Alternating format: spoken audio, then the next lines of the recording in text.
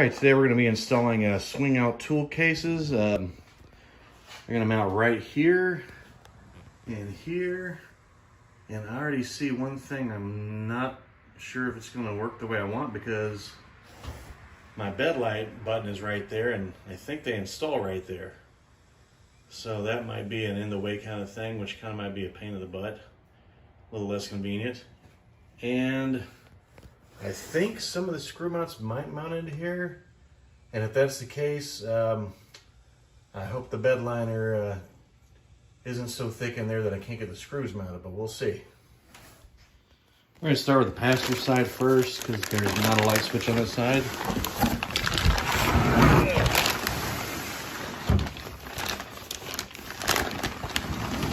This was a real pain to open with all the clips. So at least the boxes are really secure. I think that's just some shipping foam in the back. Okay, got a Ford logo on it. Cool. Got an instruction manual, little removable tray, keys, and I'm betting this is the mounting hardware. Take a quick look at the instructions. And here's all the mounting hardware. So apparently this right here does mount on that box link. So again, hope the threads are usable, or else it's gonna be a real short project. All right, seems to be working with the impact, which is good.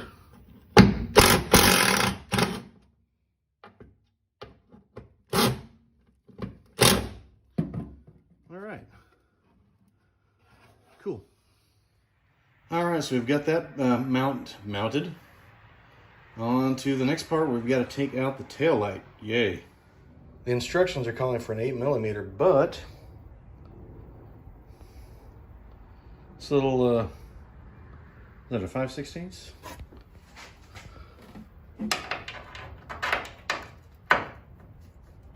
It's on there just right. Those screws popped out super easy. Well, let's see if we can get this to come out without... Well, I'm gonna need 2 hands for this. Okay, we got the tail light off. I swear it feels like it wants to break on you. Granted, this truck's over 4 years old, so that might have something to do with it. But you've got this guy right here, and that one. And then you've got little guy right here. This is what was hanging on for dear life. Basically, you kind of pull it straight back. The bottom part seemed to give first, and then a little bit of wiggling, and then it just creaks and cracks. Sounds like it's creaking and cracking, and then pop, comes right out. So just don't force it, but just be firm with it. Okay, we're gonna mount this bracket with the little pins here facing up, because they're gonna set to those little hinges right there. So you've got 3 holes.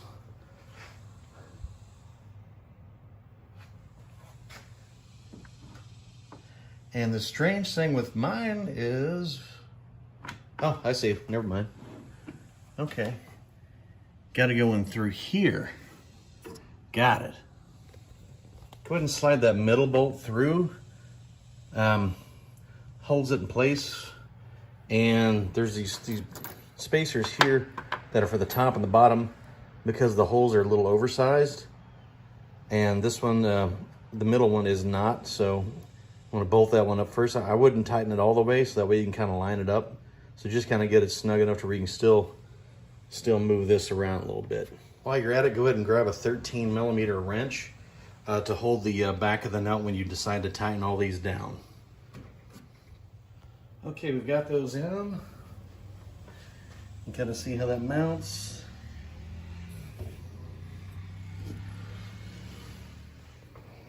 All right, we've got them set on the hinges. And let's see if we can get it to... What are we doing wrong? Are we missing something?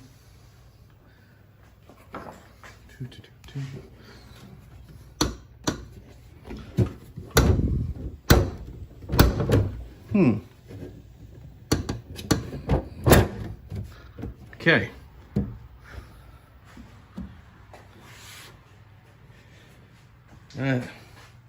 Nosedive load, you had to kind of lift it up a little to hit the bar. So it's, I don't know if I need to maybe adjust this some more, maybe tilt it this way a little bit, but I'll try. Also comes with a lock here, so you can actually lock it. And you got a little bit of access to stuff here while it's closed, but definitely is meant for swinging out. It looks like it stays fairly shut, even unlocked, which is good if you're wanting to kind of get in and out of it.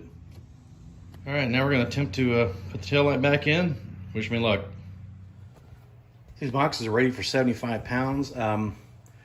You know, some good ideas for it, because you know it's not like it's steel and you can't cut into it.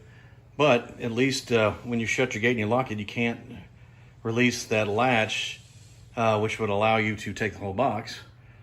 One other thing, when you're trying to lock it, don't be like me and not read the directions and go crazy.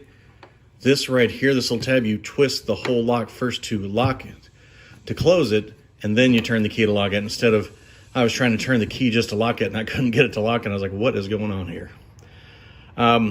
Ideas for storage in here, you know, if you're going on a trip, or, you know, keep maybe a gallon of antifreeze in there, maybe a quart of oil.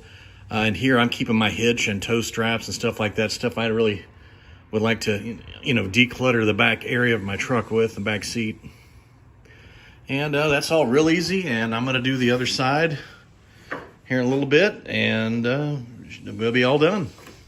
Just an installation note and kind of a frustration. The other one says Undercover on the tab. Well, it did not include the bolts to mount this piece, because it assumes you have the plates still for that, and mine never came with the plates. I did buy a set, and I hope I can find them, because it's got the screws with it. Now I've got to go dig up and find those that have been sitting around for who knows how long. Okay, one last tip I learned from mounting this one.